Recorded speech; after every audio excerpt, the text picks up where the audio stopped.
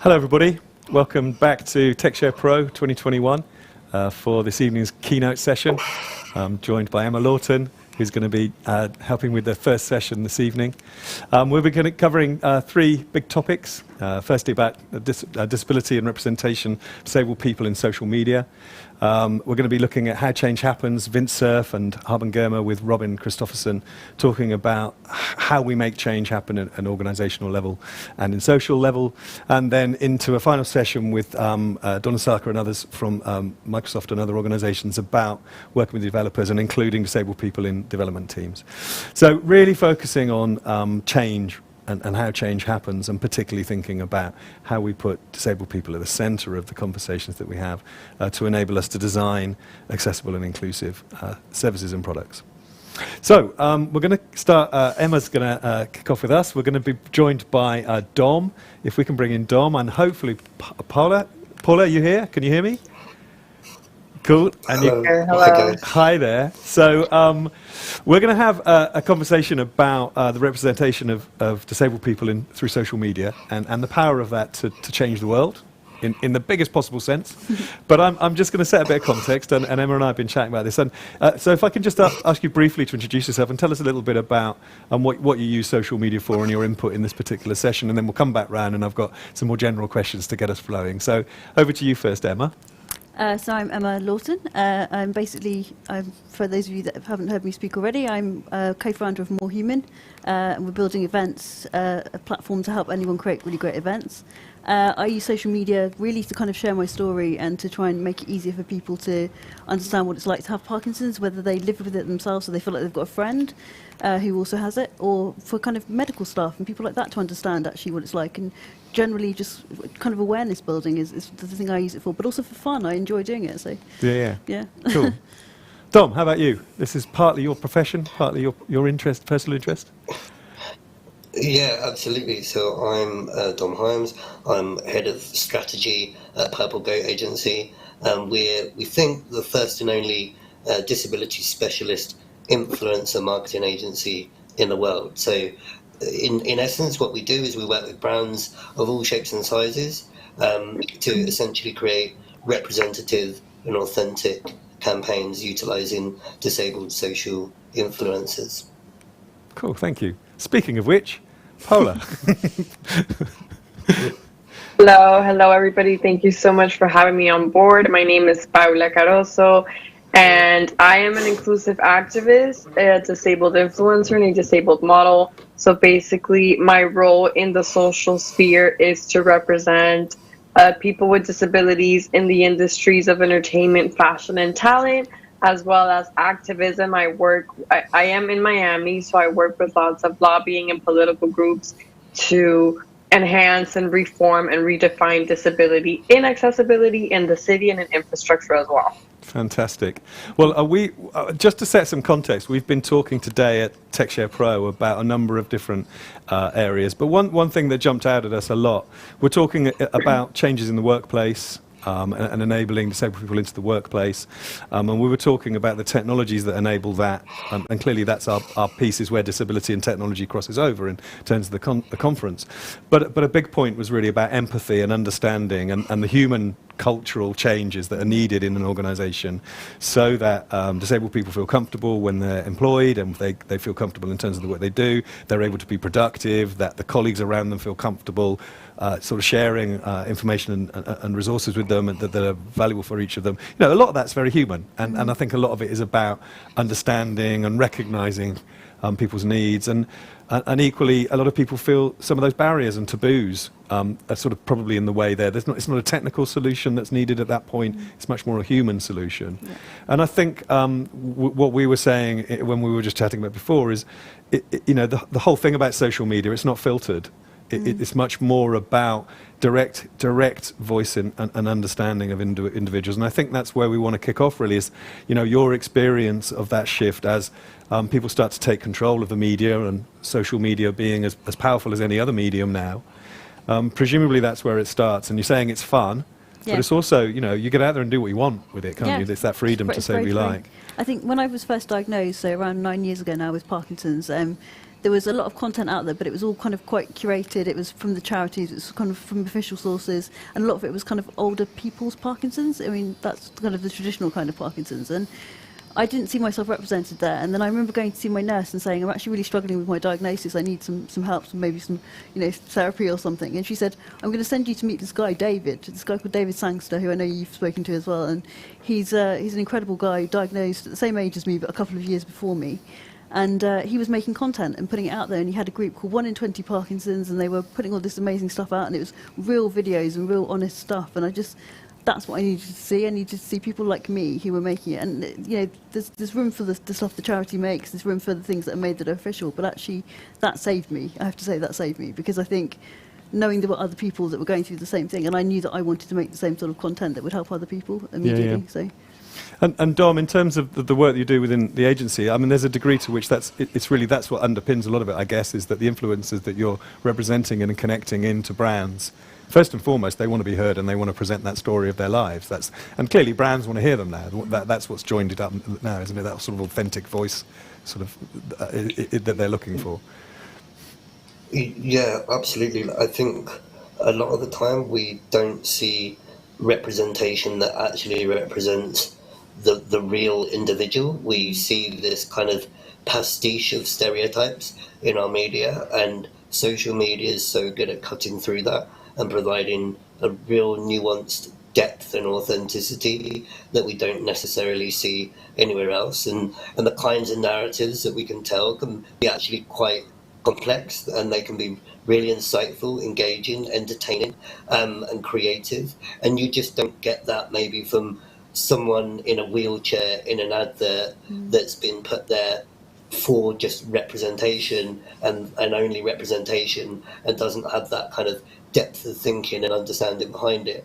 So I think social media, is really providing that avenue for brands to kind of engage with that community, like the disabled community, really well, but also tell really interesting stories and narratives about disability to a non-disabled audience as well. Yeah. So yeah, it's really exciting the way things are moving in that direction.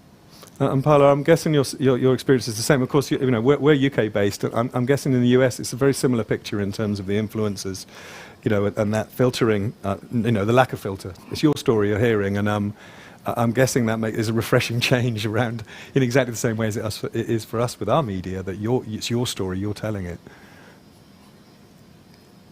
Say that also, along with the work that I do with C Talent, I am represented by C Talent, which is by Keely, and she is from the UK. And a lot of the conversations that we have is that we kind of, and it's not to compare ourselves to others, but we are artists, we are talent, we are influencers just like any other talent. But we have to spend all this time knocking on doors and creating third doors that really don't exist just to get through, just to get a step in. And whether that's because we're trying to get a seat at the table, or because we can't even get into the building because of how it's infrastructurally built, whether it doesn't have ramps, it doesn't have rails, it doesn't have things that allow us to access these places. We would say that that's where the risk is at in the US. The conversations are there, the brands are willing to kind of feed into the community and to build a space for us, but there's still that lack of access that it's kind of what we're trying to build up for in the next months. Cool. And I mean, I saw some of the stuff that you on your feed in terms of prep, and clearly there's also sort of there's angry Paula as well. There's I don't like this as well. It's not all fluffy. It's not all fluffy, and I'm guessing that's pointed as part of the story, isn't it? That you're helping explain to people that it isn't all simple. That there are doors that are still closed. It's an important part of the message. Exactly, and I think that that's one of the things, at least in my page, I'm always striving to talk about, because yes, I do have a disability, but I also have a very active lifestyle. As talent, you're being called for shoots, you're being called to travel, you're being called to different things, and I feel that many of us don't understand, but as we get older, we will, because 1 in 4 people do end up encountering a physical disability or an illness. So my question is always, why don't we fight for this now? Because we're going to reach kind of the same level of, condition or some sort at some age. So that's kind of always the question I leave people with, like, help me, fight with me through this so that we can have a more inclusive future in the long run. Yeah, I'm interested in that divide between influencer, which has got that sort of heavily commercial slant in terms of how we describe it, and activist, which doesn't. Dom, are you sitting in the middle of that conversation? Are you representing talent that wants to be an activist but needs to be an influencer to make a living? Is there a rub there?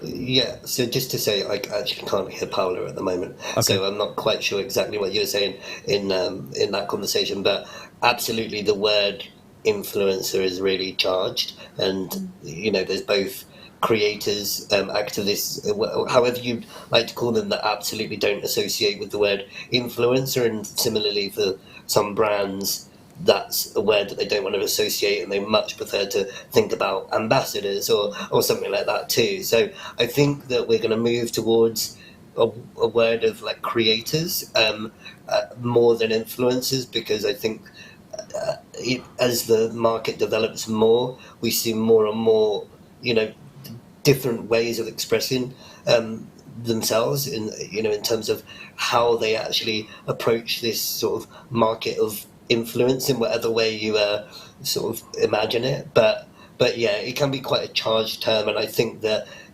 we use it as a shortcut just for someone with a platform. But absolutely, within that there are so many verticals, with activism being a really, really important and powerful one. Mm. And Emma, I guess you see yourself as a business person first, you're developing a business. Yeah.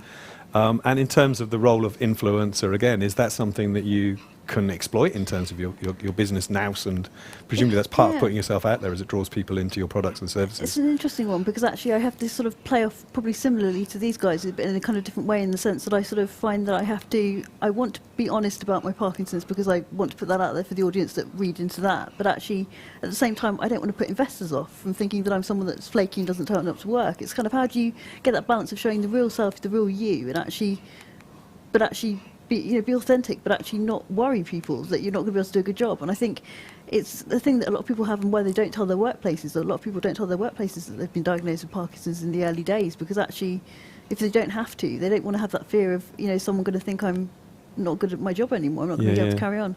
But I think I do carry on being honest about it, because I've discovered that I make stronger connections with people through business, because they are their true human self with me, rather than being their business self with me. I've had CEOs of big companies sit on the floor to talk to me so they can see my face, and it's like, it's a real leveler. It's actually really helped me, I think. That empathy piece, I guess, is what we're back to there, isn't it? Does it break down barriers? Do people begin to understand more? Have they got more of a sense of what they can do, rather than thinking about what they can't say, what they know? Yeah. Those sorts of things. I guess that's part of that representation piece, isn't it? You're hearing multiple people telling their own stories, rather than lumping together everybody in one big.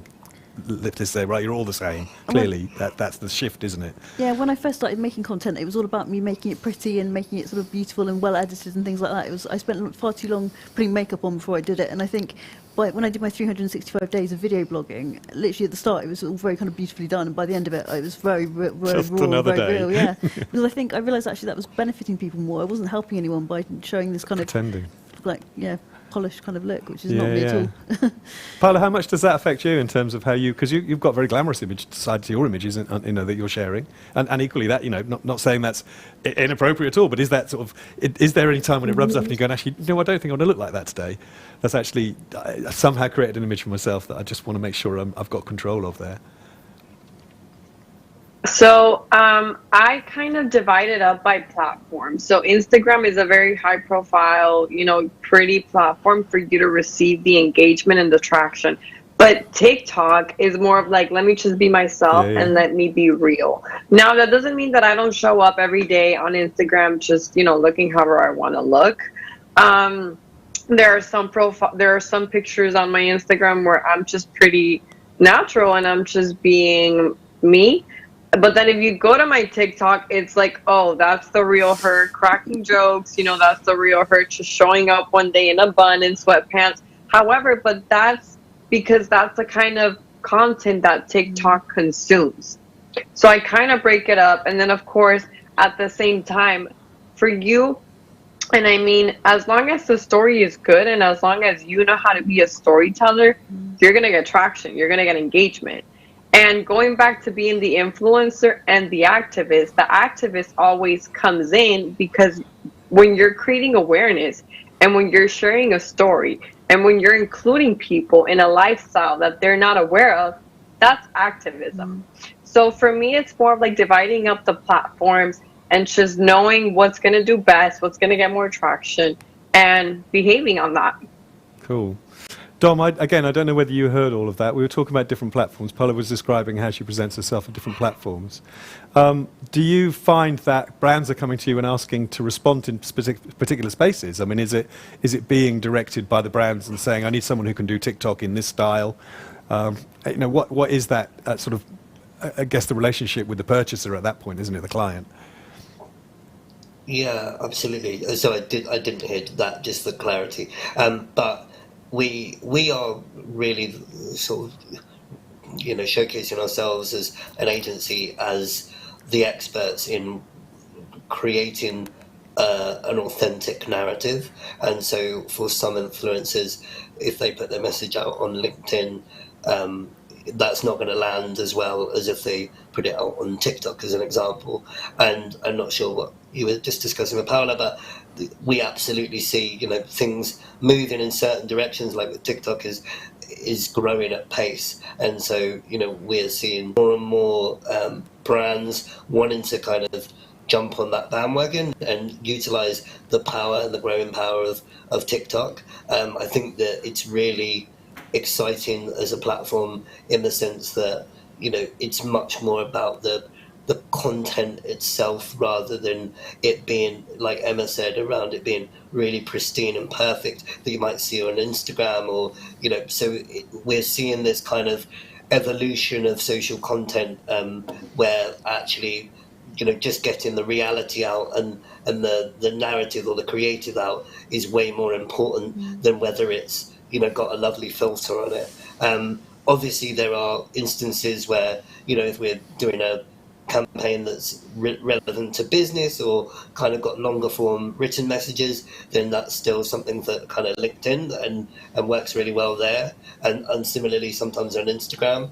But then, it depends completely on the client and what their preference is. But similarly, as experts, what we think is the right thing for it to land, with to get the greatest engagement and response.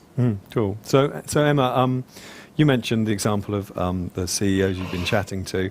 I guess the question is, is the change real? Is the stuff happening? I mean, we can see more people in it sort of representing themselves and having control over how they represent themselves. Is the flip side of this that there is more understanding and more open doors and is that change coming? I mean, we're interested in TechShare Pro in seeing how the change happens, not just looking at individual instances, but is there a tide, is there a change you think happening where social media sits in the middle of it? Is that how it feels when you're in it? It does feel, I think, yeah, since I was diagnosed to now, I think this feels like it's really kind of on a positive slope. And I think in loads of different ways, I think people feel more educated about it. People seem to know more.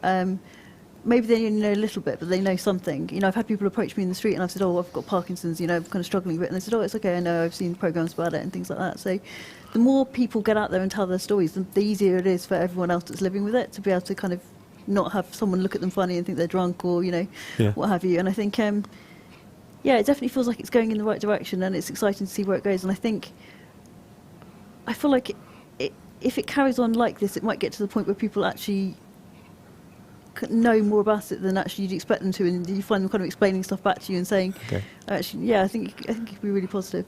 Cool. And Paula, is that happening in terms of your sort of experience that you can see that change happening around you? I guess that's activist question as much as influencer, in the sense that is the activism moving on, or you feel like the activism's positive and getting a momentum, or are you still pushing up the same doors?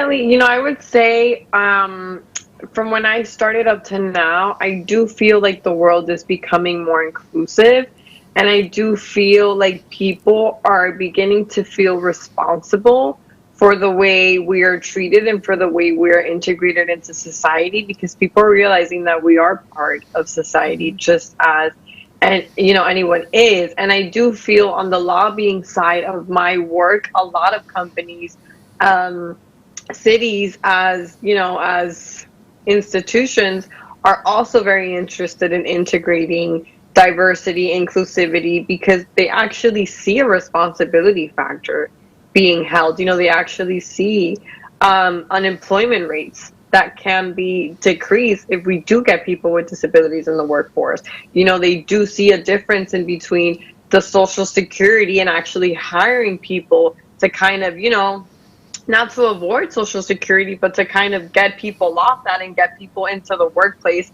Same as some buildings see, the force behind actually making things accessible. And I realize it when people stop me in the street, or when friends of mine or followers kind of tell me like, hey, I saw somebody parked in a disability spot and they didn't have the placard. I made sure to knock on their window and ask them to please, park somewhere else. So going back to the influencer, it's nice to work with the brands. It's nice to receive the paychecks, but I would say that this would be my biggest paycheck, because this is where the actual impact is.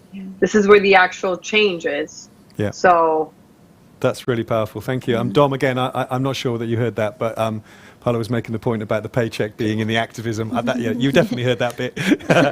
So, and what's your take on that, Dom, in terms of you're seeing it from the growth in terms of demand for the business you're in, but clearly it's also that broader picture about activism. What's your personal experience of that? Yeah.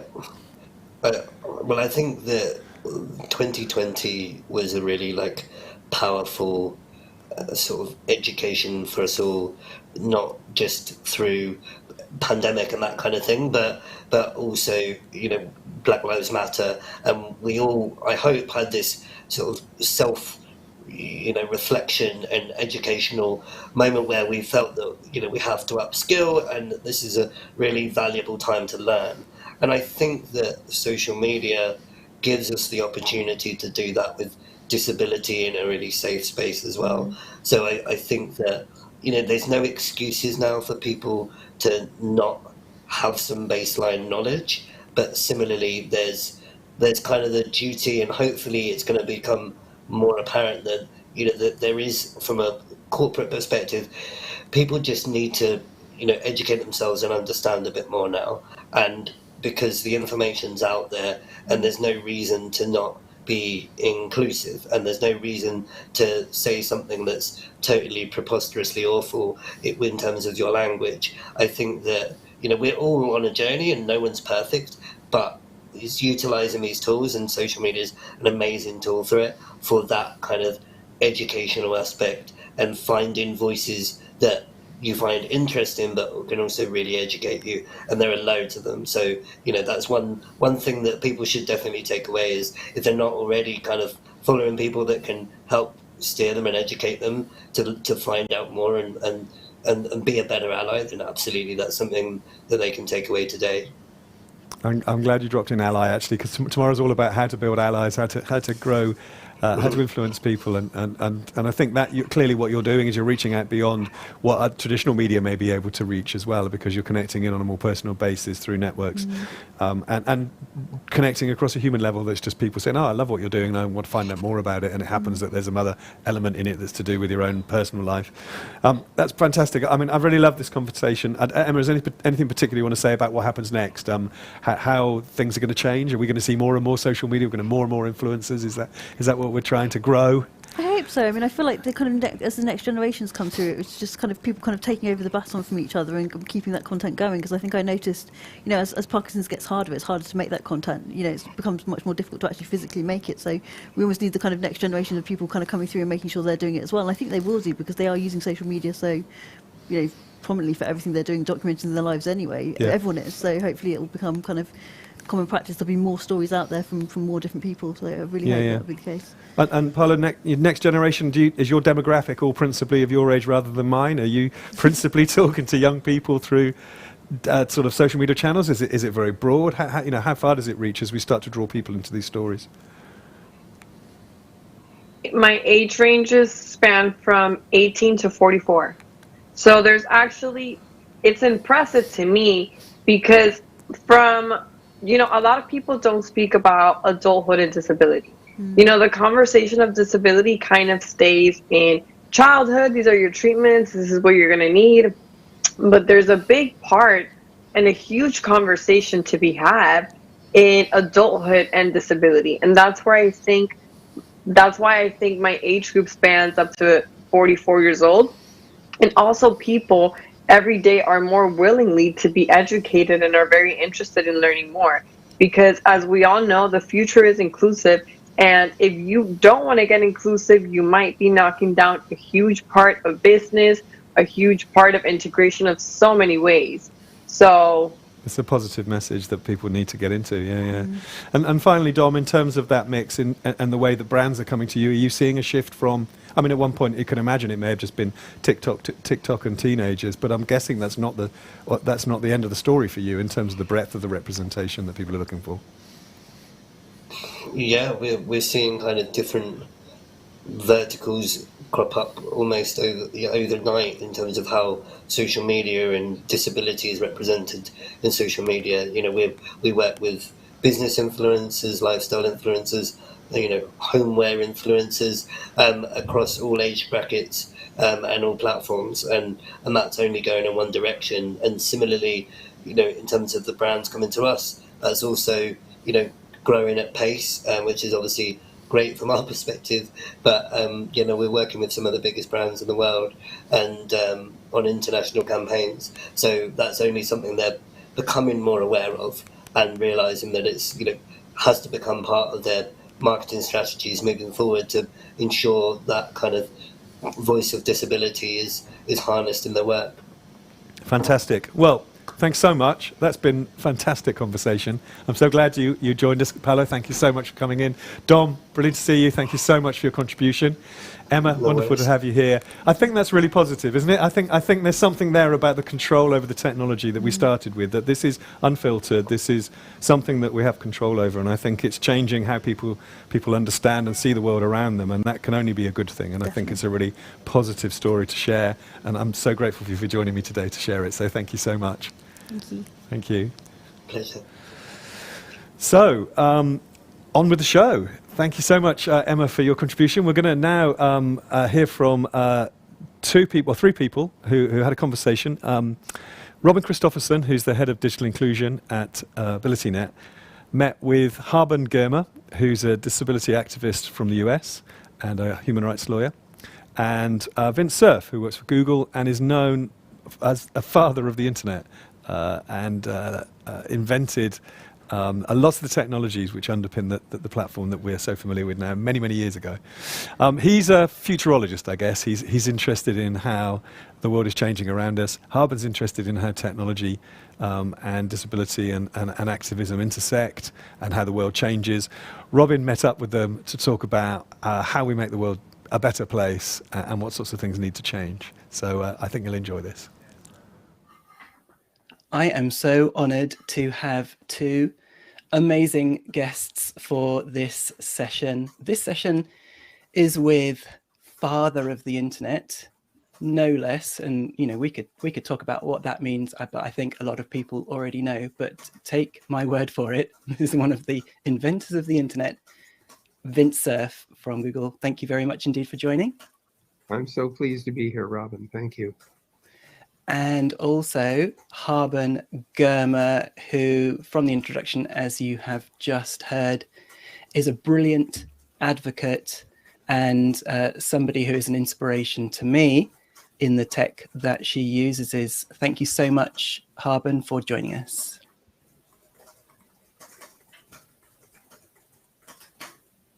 Thank you. That was amazing for you to say. So let me tell people a little bit about the tech I'm using and how I'm communicating. I'm deafblind, so I'm not seeing or hearing my colleagues on screen. I am using a Braille computer and keyboard. I will hold the device up. For those of you who know blind tech, it's a Braille note. There's Braille along the bottom. And as people speak, I have a typist typing what's being said. I read it in Braille and then respond by voice. You'll notice a delay between when someone speaks and when I respond, and that's because the communication is still coming through. Part of inclusion is patience and meeting people where they are on their journey and with their communication and time needs. Back to you, Robin. Thank you so much, Haben. Absolutely brilliant. I wish my Braille skills were half as good as yours, maybe one day. So both of you have huge amounts of experience, both professional and personally, when it comes to accessibility and the need for digital inclusion. So let me go to Vint first. What would you like to say to the audience when it comes to, the importance of accessibility and, how far we've come over the last, 40 years in your case, maybe, involvement in technology, or maybe a lot longer, and, what still needs to happen, what still needs to change? Well, first of all, thank you so much for inviting me to be part of this conversation. Second, it's been probably some 55 years or so career. And third, while we have made enormous progress with technology to provide assistance and accommodation for people with disabilities, we still have a long ways to go because computers, as versatile as they are, turn out to require a fair amount of attention in terms of programming in order to make them flexible enough to support accommodation that's needed by people with various disabilities. Haben's example is out in the extreme, partly because of her blindness and deafness, and partly because of the skill that she has had to develop to essentially read Braille in real time. It's an extraordinary capability. It reminds me of my wife, who for 50 years was deaf and had to lip read in order to communicate. She was extremely good at it. In fact, when we moved to Washington, I thought she was working for the CIA, but couldn't tell me. But in 1996, she got a cochlear implant, and 10 years later, a second one. She now is capable of functioning in a hearing world thanks to that technology. She uses the telephone, she watches television, goes to the movies, listens to recorded books. So my reaction is technology has done amazing things for people like Haben and my wife Sigrid, but we still have not provided online experiences that are adequate for people with various disabilities, and that I am fully committed to improving. Absolutely. And now you've got a very, very strong technical background. Is it technology that's going to drive the changes that we still need, or is it people? It is absolutely people, Robin. What we need is deep insight into how to adapt technology to serve people who need accommodation. It's not intuitive. Writing a piece of software that will be usable by someone with a visual impairment or an audio impairment or a motor impairment requires deep thought and some experience. We need to train people to think in those terms, to design programs and their interfaces that assume at the beginning that inclusion is going to be needed. And we still have a long way to go to teach those insights and even to discover them. Absolutely. Shift left is a very important term that's out there now, and even born accessible. If we can, embrace the guidelines that are out there, a lot of effort has been put into thinking about what inclusive design looks like across different platforms, then that will make our daily lives a lot easier, particularly someone like myself and Haben, who rely on, we're probably the hardest customers to cater for. We really get under the code, into the weeds when it comes to needing accessibility to make things speak well or be displayed well on a Braille display. Haben, do you want to talk about anything that Vint has mentioned? Or I'd like also to know about your kind of day-to-day experience of what inaccessibility feels like for anyone that hasn't really bumped up against it. And also I'd like to know about carrots and sticks too.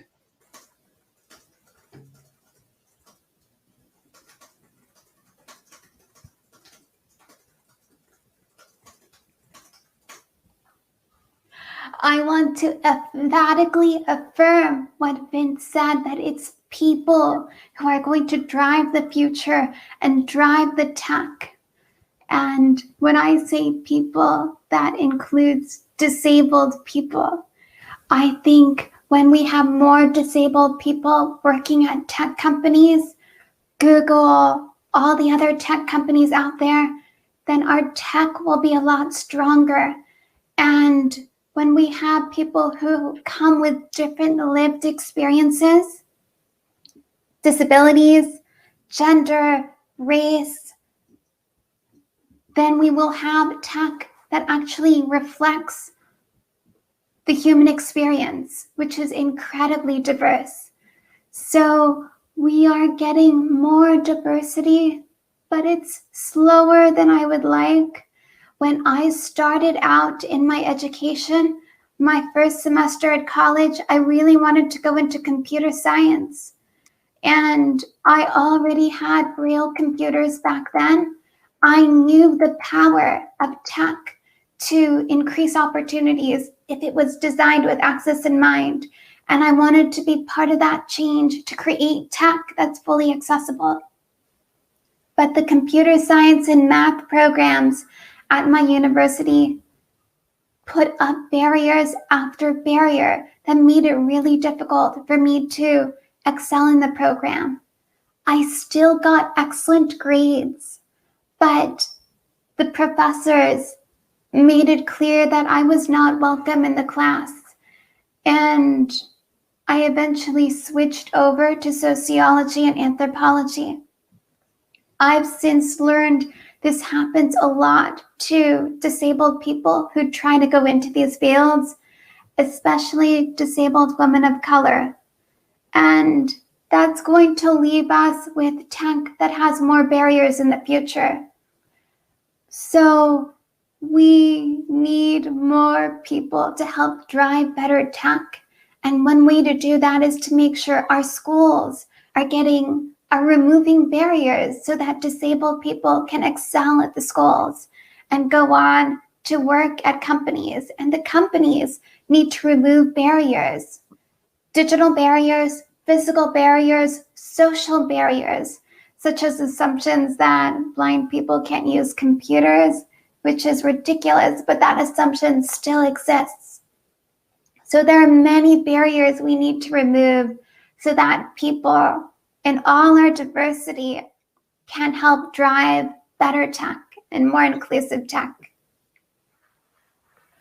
Absolutely, I totally agree. The building blocks are there to make sure that products are inclusive across all sectors, including education. But there is still a long way to go before they are universally implemented across all the different roles, all the different people that touch digital in those different sectors. Vint, you know, you've been advocating as well, and you've been very vocal in this space for a long time. What do you think are the challenges that still need to be overcome? What's the next kind of frontier when it comes to really changing hearts and minds and, you know, leveling up when it comes to making sure that, you know, regardless of impairment or situation as well, because there's a lot of times when able-bodied people juggling their phone one-handed or looking at a small sheet of shiny glass on a sunny day have those exact same requirements as well. Well, you've actually managed to mix several things together in You're that welcome. presentation. And so I'm going to disentangle them a little bit. Haben couldn't see me nodding my head vigorously while she was talking. So I'll tell her that that's what I was doing. Look, the first thing I would say is that the people who design computer programs to be used by others need to imagine what it's like if you have to experience that program in a serial fashion as opposed to looking at a screen with two-dimensional views.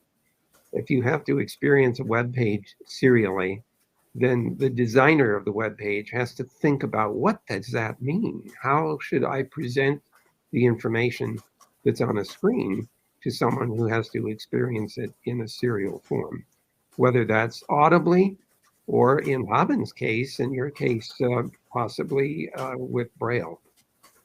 So understanding that that is one of the modalities through which your program is going to be experienced is a very important lesson. And of course, there are broad ranges of other accommodations that may be needed. For example, for deaf people like me, captioning is very important if you can't hear what the conversation is. But I wanted to make another point, Robin, if I could. It's about motivation for working on accommodation. Often we hear statistics like 1 billion people in the world have disabilities. And so when you do something about that, you're helping 1 billion people. Well, that's a low count, because you're really helping 7 billion people. And the reason is that when you help a person with a disability accommodate and communicate with others that are co-workers or family members or friends, you're really helping a much larger cohort than just the people who have disabilities. And so we need companies to understand that when they invest in accessibility, not only are they making it possible to employ people with disabilities, but they're also benefiting all the other people in the world who wouldn't be able to work with and communicate with those people in the absence of supporting technology. Great points there. I mean, you are literally helping all of your customers, because if you make something usable for people with more extreme needs, then you're making it extremely usable for people who are using it without an impairment, or maybe they are situationally impaired. Microsoft talk about temporary or situational impairments, as do Google, saying that digital products that are inclusive are a lot easier to use for people that are accessing them in a range of different modalities, like you said, or on a range of different platforms. If you create a product that's inclusive, it's much more easily able to be ported over to these new platforms like smart speakers, for example, the voice first kind of revolution too. Haben, are you excited about where accessibility might be going in the future as AI plays a part, as the ability to more naturally interface with technology means that hopefully our lives might be a bit simpler and a bit more inclusive?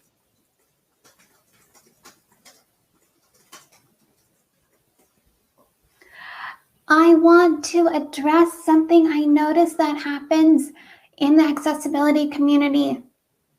All of us are living in a society that says non-disabled people are superior to disabled people. Our society is constantly sending those messages. And in the accessibility community, because we are also part of the greater society, we sometimes accidentally, inadvertently give air to those kinds of ideas.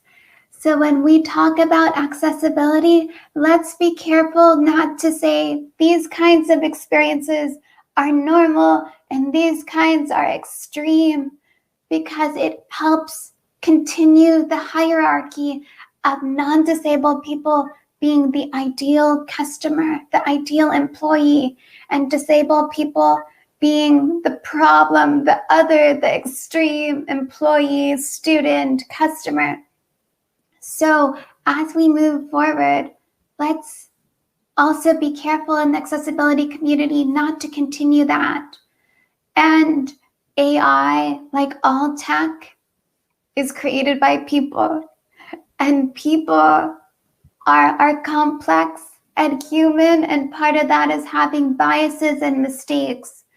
So unfortunately, there are a lot of situations where AI continues very dangerous and harmful biases. I've been in experiences where AI is used to describe an image. And if the image says, the AI tells me the image is a person holding a gun. And I had a sighted person look at the picture and no, it's a dark-skinned person doing a thumbs up. There was no gun. That's deeply problematic. So we need to be very, very careful what we do with our AI and examine what are the biases and problems that are coming into this. Absolutely. And Google had something to say on that, didn't they, at their recent Pixel launch, about how machine learning really needs to be very sensitive to diversity. So digital inclusion touches every aspect of technology, doesn't it, Vint? Well, that's absolutely correct. And Haben's example is a compelling one that tells you that we have to be very conscious of the brittleness of artificial intelligence techniques that we have available to us.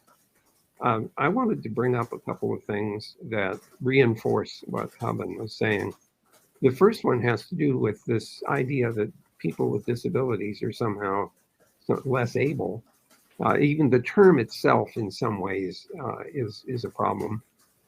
What I'd like to point out is that if you are looking for problem solvers, go find people that have disabilities that have to solve problems every minute of every day in order to function. They are real problem solvers. And obviously those who are successful can bring that same problem-solving capability to other important problems that businesses might care about. So that's the first point I want to make, is that the people with disabilities are often better problem solvers than people who don't have them. The second thing, which Haben mentioned, is this idea of temporary disability. I had a good friend who was going to the doctor for some particular reason and tripped and fell and broke both of her arms. And so she was essentially disabled from doing a whole bunch of things that she used to be able to do because both of her arms were in a cast. And I asked her after she had recovered if she would write down all the things that she was not able to do, because I wanted for others to hear about what it's like to cope with a disability, even if it's only temporary. It's amazing how much you appreciate accommodations and mechanisms for assistance when you suddenly discover you need them, even if it's only temporary. So we want to remind people that inclusive technology may be beneficial to everyone, even if only for a temporary period. Absolutely, yeah. Haben, is there anything you wanted to come in on that?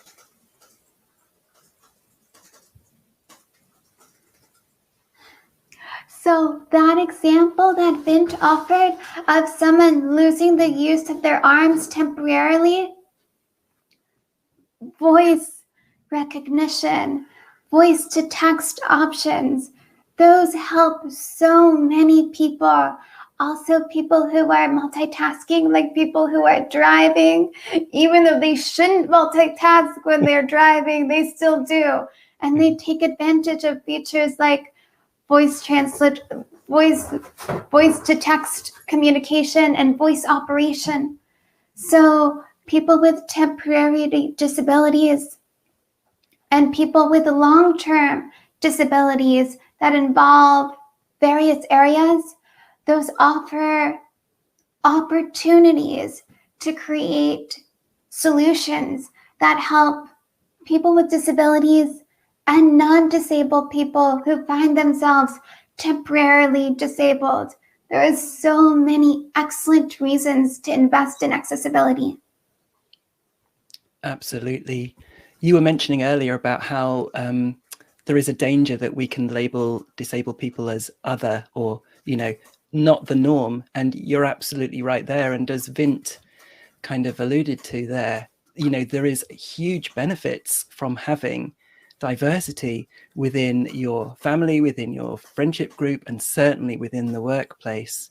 Here in the UK, there's been some amazing research by the government, by the Health and Safety Executive, that showed that more diverse the workplace is, the happier it is, you know, from a sickness and a mental well-being point of view, the more productive those teams are and the better products they produce. So absolutely, there's tangible evidence now showing that people with disabilities, quite, you know, apart from being, you know, they're far from being a burden or something that you should, you know, cater for because of their extreme needs. They bring real benefits in very real ways to everyone that they touch. So Haben, from your point of view, would you see that there is still things we need to do to make sure that that acknowledgement of the importance of diversity isn't forgotten? You know, we're not the forgotten party in the festival of diversity, you know, that disability is celebrated along with all of the other areas of diversity because we bring so much value.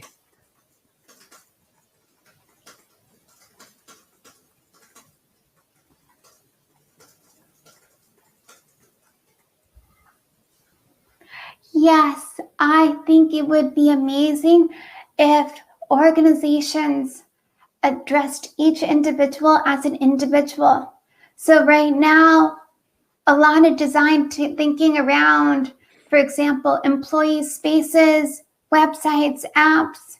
You first imagine the typical non-disabled person. And then when you have some free time, you imagine, how might a blind person do this? Or how might a deaf person do this? What if we instead start out by imagining diverse individuals with all different kinds of abilities and disabilities, and then designed for those individuals, instead of making disability something separate, extra, potentially a charity project that we do later on. Absolutely. Yep. Not a bolt-on, guys. This is going to make these the digital services of tomorrow better for everyone.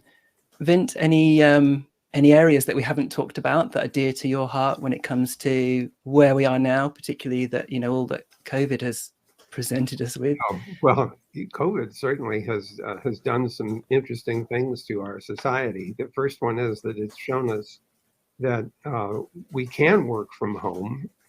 Many of us have had to work from home because we can't go into the offices. On the other hand, it's also shown us that there are a lot of jobs that cannot be done remotely.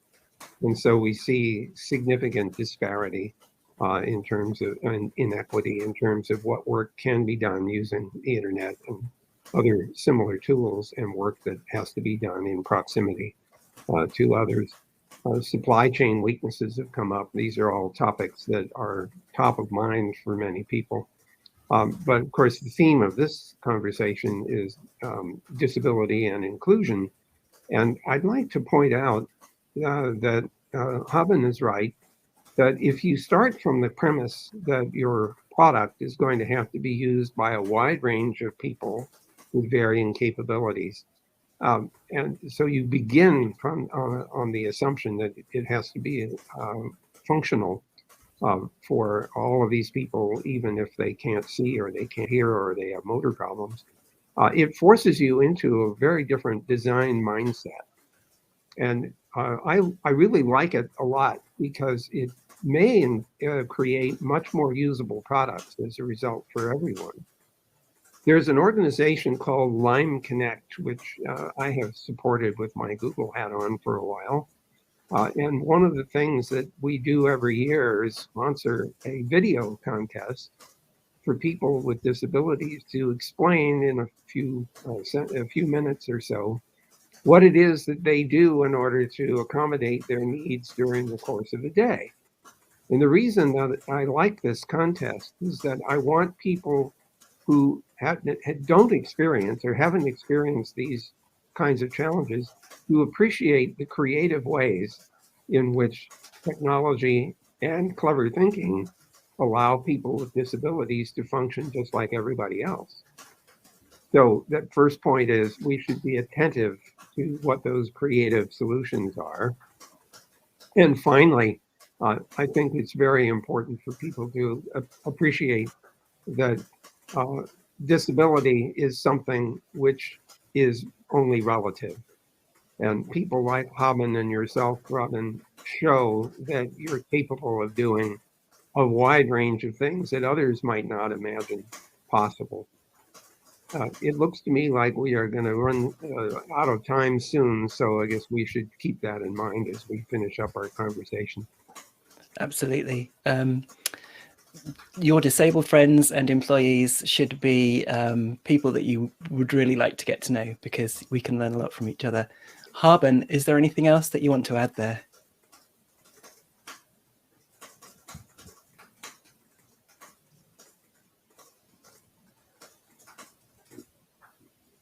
There is a huge myth in the tech community in California that they are above the Americans with Disabilities Act. It's deeply problematic. There's lots of great business reasons to choose accessibility. We've gone over a lot of them in this conversation. One more is the Americans with Disabilities Act applies to technology. There have been multiple cases applying the Americans with Disabilities Act to websites, apps, kiosks, and other tech. And this is litigation is one way to create change. It's not my favorite way. It's frustrating, long, and exhausting.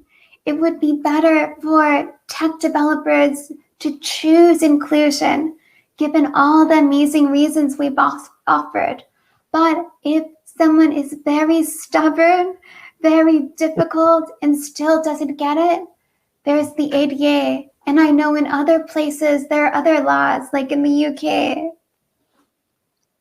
So, Haben, it's Vint and Robin, just a thought.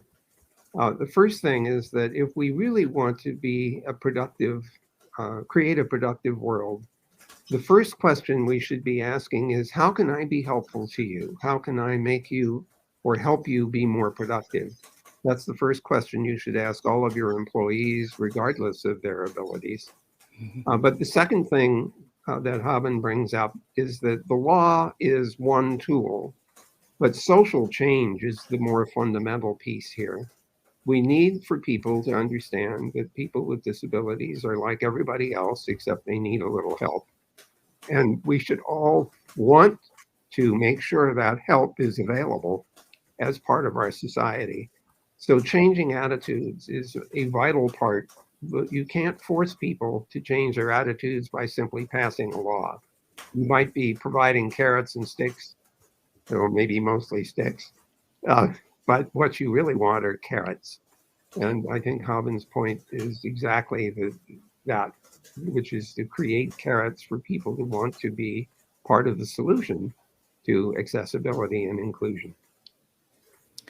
Fantastic. What a brilliant note to end on. And obviously, that's what all the other sessions in TechShare Pro are aimed at achieving, to help people appreciate the carrots and the sticks, but just the overwhelming benefit that thinking about things in an inclusive way will have on such a broad range of your customers, your clients, etc. So thank you very much indeed, Vint. Haben, thank you too. What a fantastic session that was. I mean, the breadth of what Haben and Robin and Vint were talking about, from the legislation and the culture change and the need for things to move on, how they're going to move on, what's going to make those changes happen, the benefits of those changes. I love that. That's just fantastic breadth of, and vision of what's around us, but also the detail about how change is going to be made. And Yeah, a really lovely session, and I hope you enjoyed it as much as I did.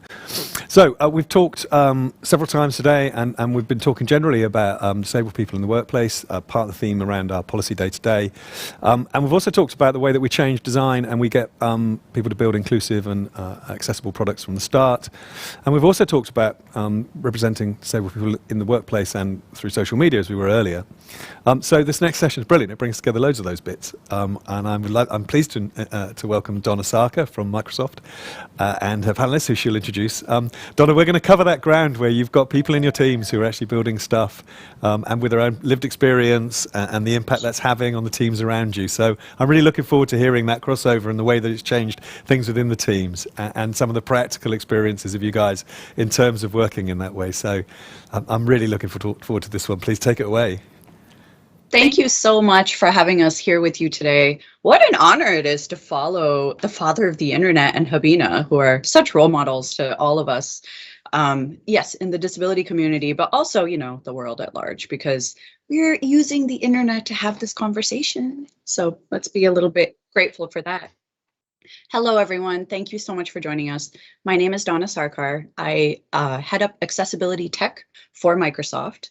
And I am also a software developer by trade and profession. I am dyslexic, which means that I use a variety of assistive tech to do my job, both tech and, you know, general productivity stuff. Today, it is such an honor to share the stage with two incredible developers who I'm going to now ask to introduce themselves. Juanjo, would you mind going first? Yeah. Hello. Well, first of all, thank you so much for inviting me to this session. It's an honor, really. Well, my name is Juanjo Montiel. I'm from Spain. I'm a software developer, software engineer. I'm working at Microsoft for almost four months. And I spent like the last 14 years of my life working with the technology, with the accessible technology. I'm going to introduce myself in the physical appearance for all who can see me. Well, as I said, I'm totally blind. I had short, straight brown hair. And, well, you know, age is not forgiving. So I already have some preceding headlines. I'm wearing black headphones. I'm clean shaven. And I'm wearing a navy blue polo shirt.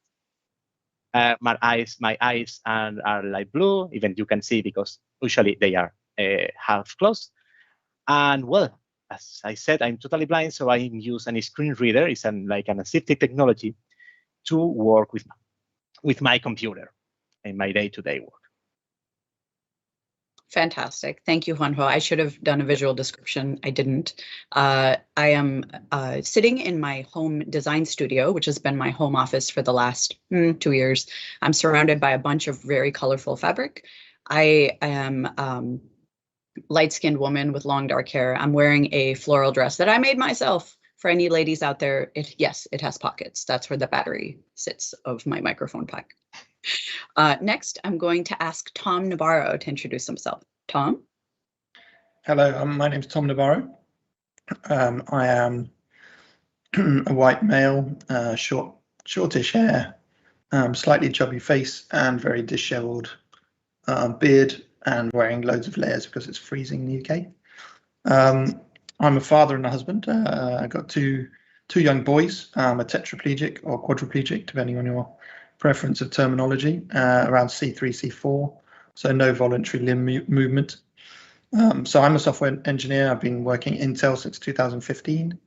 I'm a programmer. I work mainly on parallel distributed file systems for HPC, performance domain, and I generally work in the storage SPDK, NVMe, PMEM, all those kind of Intel technologies. That's what I work with. Prior experience in cyber and networking, and I'm a voice coder, so I write all my software using voice. Part of a community of voice coders who kind of go around the Yahoo group, voice coders, and we use a variety of different kind of macro languages to register voice recognition callbacks based on different grammars. So things called NatLink, Unimacro, Vocola, and Dragonfly, which enable you to basically build up your own plethora of commands, which are application specific. And we can go into those later, maybe. That's about it for me. Thank you. I love that. That is so cool. I can't wait to see what you're going to show us. So for you, our audience, we thought instead of just talking about dev topics, the best way to explain what we do and how we work is to show it. So I'm going to ask Juanjo to share, do a screen share now and show us how does he work? How does he do his development work with a screen reader? Juanjo, over to you. Okay, let's go. So I'm going to share my screen with the sound for people. Well, I can demonstrate how I work, and also I'll try to be descriptive for people that can see the screen. And well, basically, can you see my screen now? And can you listen to the screen reader? Yes, I can see it. Okay, perfect. So basically, the most important tool that I use in my day-to-day, I'm a backend engineer. So I'm working always with the backend part of the API, for example, and it's the work that I'm doing now at Microsoft. So I'm using a screen reader. This is the ugly voice that you can listen here. I have this ugly voice that I can change. For example, put this one and slow level. Testing driver dash Microsoft Visual Studio Curve fast. A little bit faster, right? Faster. Search control collapse solution. So basically, I can use my computer because my screen reader is able to read everything that appears on the screen, as long as the software is accessible, which is the case of Visual Studio. Visual Studio has been developed by Microsoft, and they kept in mind all the accessibility guidelines for the screen readers. So, for example, you know, I can use the mouse. The mouse is only decorating my desk. So I always have to use the keyboard for everything. But Visual Studio has a lot of keyboard, a lot of powerful shortcuts. So, for example, I can go to the Solution Explorer. Solution rule set closed samples closed. I can move tests between the different elements. Dependency commands. For example, I can open key.cs key combination dots. This file, for example, and the screen reader is able to read everything. When I say everything, I mean punctuation, indentation, and also the autocomplete, which is the most important thing when you are developing. For example, / copyright left parenthesis right. You can see / all the comments. Using system.collection semicolon. System.collection semicolon, everything. Also the indentation, for example. One tab / pub left right 2 tab blank private tabs. area list less blank / for example, 3 tab 2 tabs right 3 tabs under. If I put here 3 tabs underline keys equal. Underline keys dots. You can see. Underline keys period and insert period 3 of 42 insert period 4 so period 5 suggestion colon left add range period as read all the autocompletes that appear in the screen. I can put something here as read only period and I can press F12 for example to go to the definition left margin expand the comment of the method and read all the documentation. 8 spaces / summary colon. I can also open the error list with Ctrl or WE. Error list tab. And read everything. New 1701 period. Package. And all that you can do with the keyboard, I can do with the shortcuts inside this tool. I can build a project with Shift F6. I will hit some error. You should listen an error sound too. And see. It's taking long time, sorry. But yeah, basically, for example, when you pass a test, okay, it's failing. Look at that sound. Yeah, I put it because I can change the window. I don't need to pay attention to the window. So when it's successfully built, it sounds like a ta-chan. And yeah, basically that's how I'm working with this tool. I love that, Juanjo. This is awesome. I love how you have such a good grasp on Visual Studio from using shortcut keys, screen reader, and keyboard only, just in ways that I think many people don't realize. This is extremely common for devs who are blind, devs who are low vision. This is how we work. And you know, when we were chatting, you mentioned you use both Visual Studio and VS Code, depending on the project, as I think all of us do. And it's so important that these products were accessible by design from the beginning. And whenever they do an update, that they remain accessible, because people like you, that's how you do your job. That's how you continue to contribute code back into whatever projects you're working on. Exactly. So fantastic. All right, so Juanjo's going to stop sharing his screen. Yes. And Task switching. Calendar. Next. New window. Microsoft. Next, Tom, I would love to hear what hacks you use to do your job. Hey, okay, so let's crack on with some. So I'm going to share my screen, and I'll use some commands to do that. So I'm going to be doing a lot of like voice commands, like stop listening, start listening, just to kind of interject between issuing commands and explaining what I'm up to. So yeah, let's give it a go. Wake up, mouse click, stop listening. Wake up, mouse click. 199 click. Stop listening. Okay, so hopefully you guys can see the We screen. can see it. Yes, I can see it. Cool. So let's give it a go.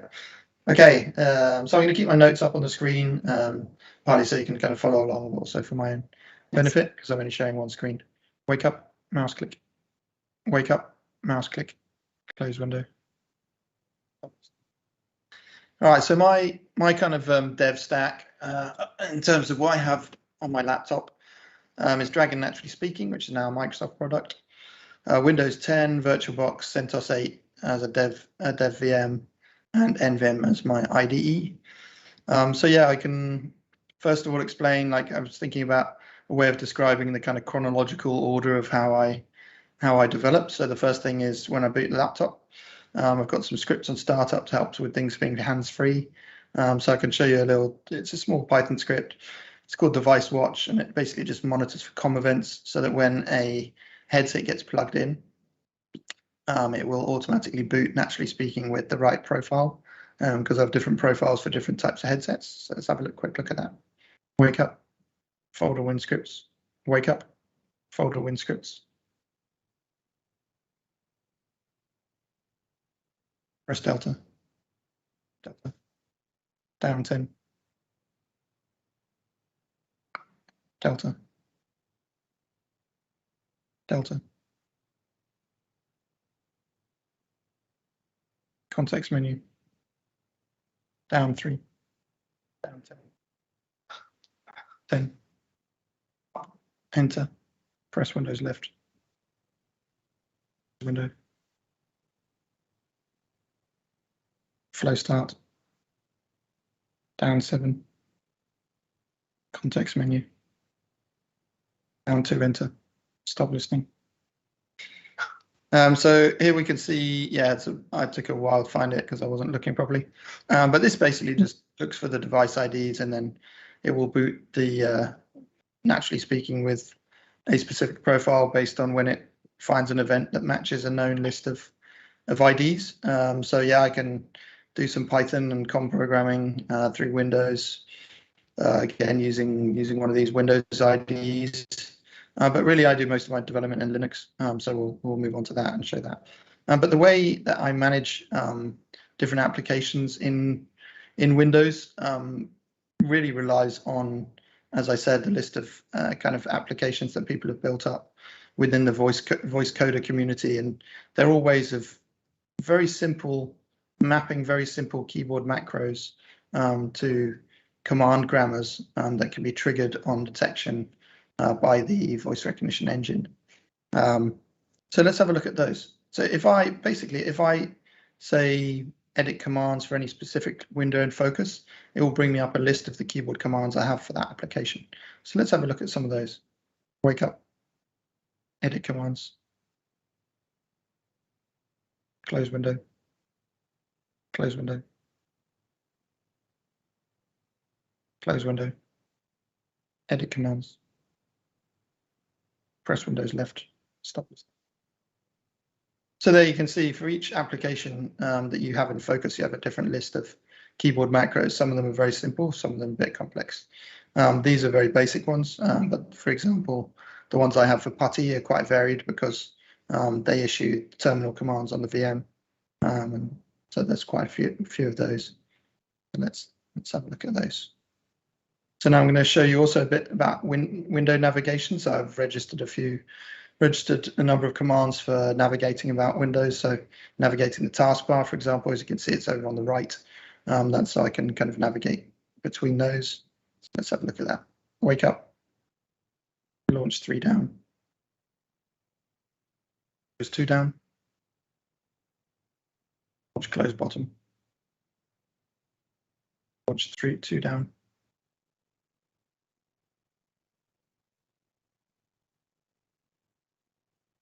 Right. Stop listening.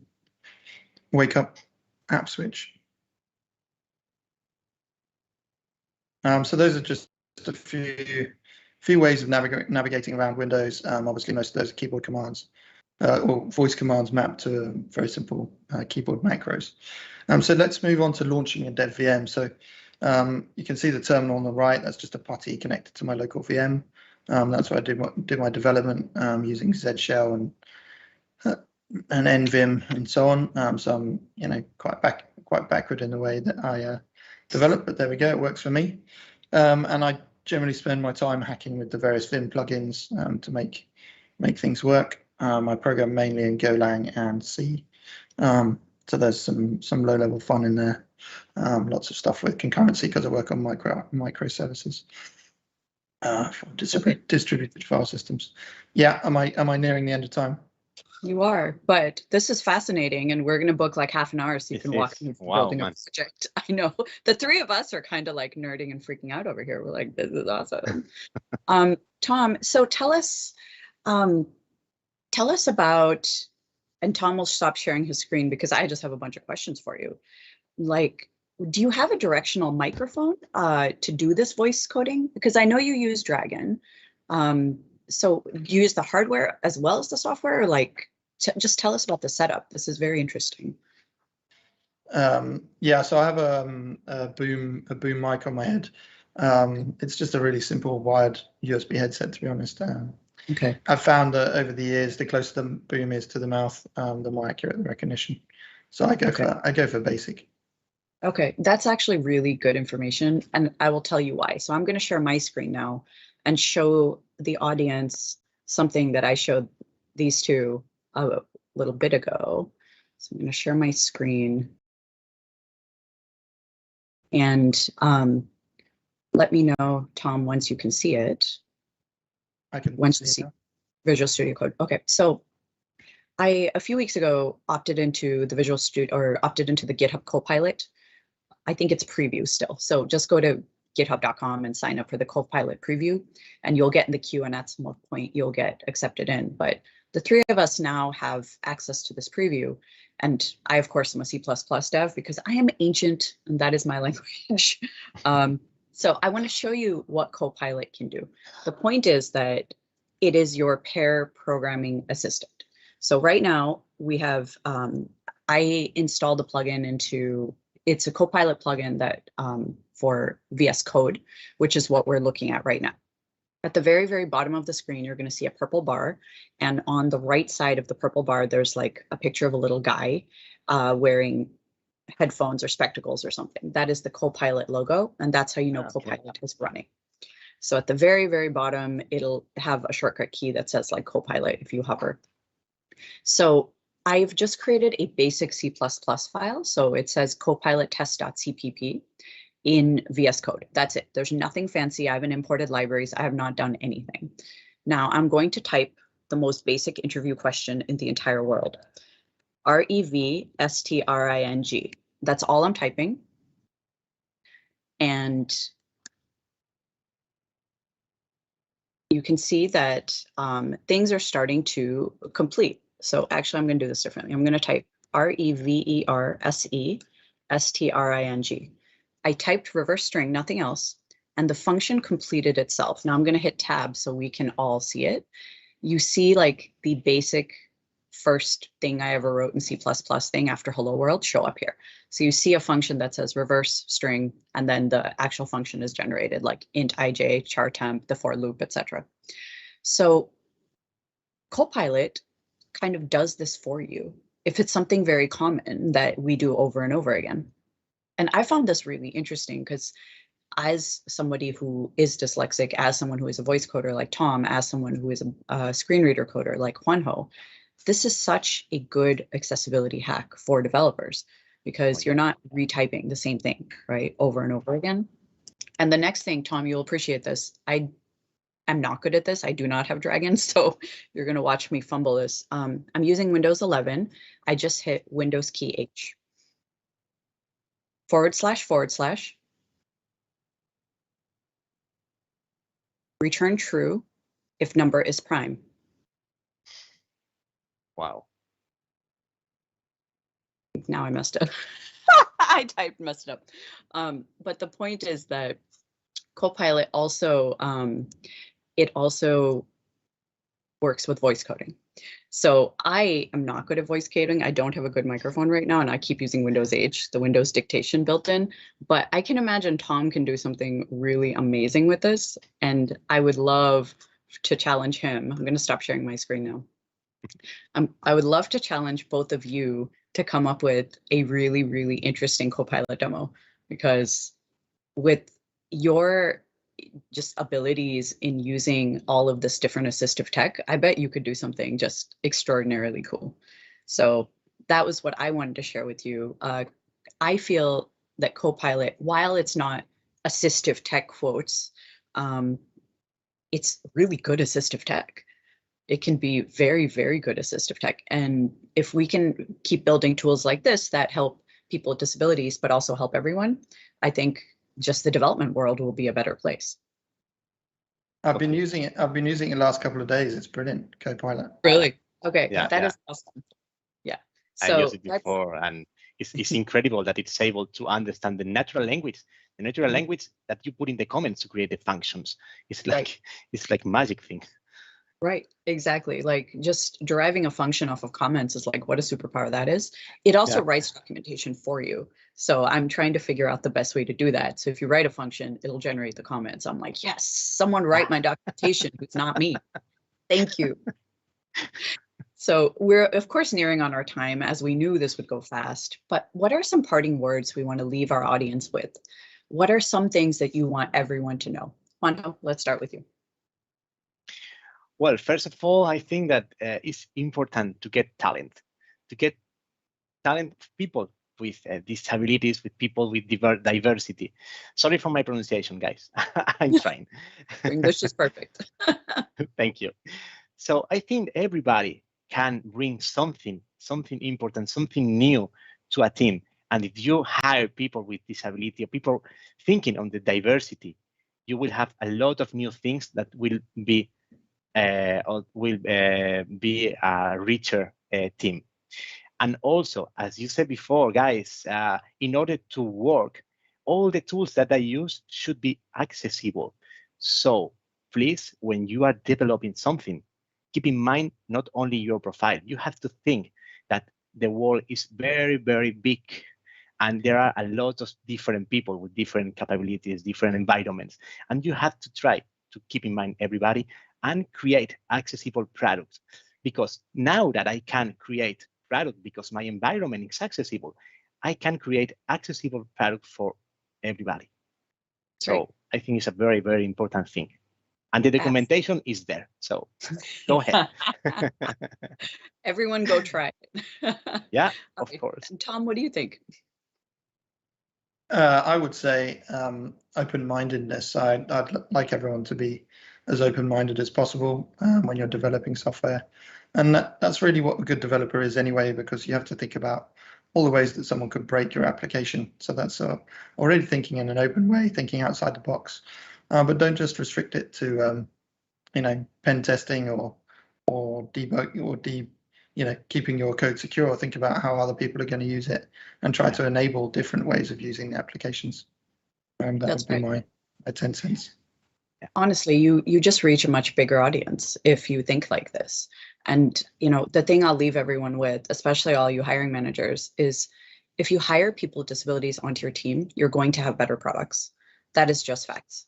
Because automatically more people, when your colleagues are a screen reader user or a voice coder, you're going to make sure your product works for people who are screen reader users and voice coders. So you're not going to ship a product that your colleagues who worked on it cannot use. It just doesn't work that way. So, I have engineering managers asking me all the time, like, how can I make sure our products are accessible? I'm like, hire people with disabilities. It's the quickest hack there is. You can train up your entire workforce. You can learn all the tools, or you could hire people with disabilities who live this, because actually getting hands-on time with assistive tech is really good, but there's nothing like working with people who use it for a living. Like Dona will never be a voice coder as well as Tom, because he needs it to do his job. You saw my amazing voice coding attempt. It's not very good. It's Totally agree. yeah, right. And if I wanted to use a screen reader, sure, I could learn to do it, but why not just hire Juanjo to do it on our team instead? So representation really does matter. Expertise is good, building up skill sets is good, but at the end of it, representation really, really makes the biggest difference. So thank you both so much for joining me and sharing your personal stories and your best dev hacks, because I learned a lot through this process, and I'm sure our audience did too. Thank you so much for joining us today at TechShare Pro. Back to the studio. Thank you. Thank you, guys. That was fantastic. And Dona, Tom, Juanjo, thank you. That was absolutely great. First of all, you've definitely run the geekiest session we've ever had at TechShare Pro, which might sound surprising in 5 years. That's the most code we've ever shown on the screen in one go, I reckon. And you're so brave to do it as well, to just pull it up on the shared screen and have a go at it. So that was just absolutely wonderful. Dona, your closing point, I just want to mention that, hire people with disabilities, get them onto your team, and all of the stuff you've talked about building that sort of sense of a team that's got all of that knowledge inside it is so powerful, I think. And quite apart from the demonstrations, which the show and the tell are always really important, aren't they? They really draw people in. They're engaging ways of understanding what we're talking about. The core message, as you say, is about the representation that changes everything. And that was just a wonderful session. Thank you, all three of you. Wonderful way for us to finish today's keynotes. And really look forward to catching up with you again soon. That would be brilliant to be doing some more of that stuff, to get even more people on board and understand the power of representation. So Tom, Juanjo, Dona, thank you so much for joining us today and sharing your knowledge with us. Take care. Thank you. So, what a cool way to finish that was. And honestly, that was the geekiest thing. I don't remember seeing that much screen share of code in TechShare Pro history. And clearly, an awful lot of it didn't make a lot of sense to me. But the power of it, the idea that people are building code that way, and also Dona's key point about you want to know how to do it, you hire people with disabilities. And that's coming from a huge team of developers across all of her experience and knowledge. That's one of the ingredients. And I think that's a great message for us to end on today around a load of stuff we've been talking about the workplace and about change and about changing the way that disabled people are viewed in the workplace, understanding the social change we're trying to make. It boils down to having people with disabilities in the workplace, really, and all the support that we can offer around that ends up producing more inclusive and accessible products. So, a wonderful way to end. Thank you very much for everybody who's contributed to our keynotes today. We're going to have a little chat in a moment. If you want to join us in the catch up afterwards, I'm sure we're going to have some interesting things to say about that. Otherwise, I look forward to catching up with you tomorrow. Don't forget, there's networking going on now if you're in the conference platform. A couple of great conference networking sessions to join up with. We'll see you bright and early in the morning for tomorrow's keynote. Take care.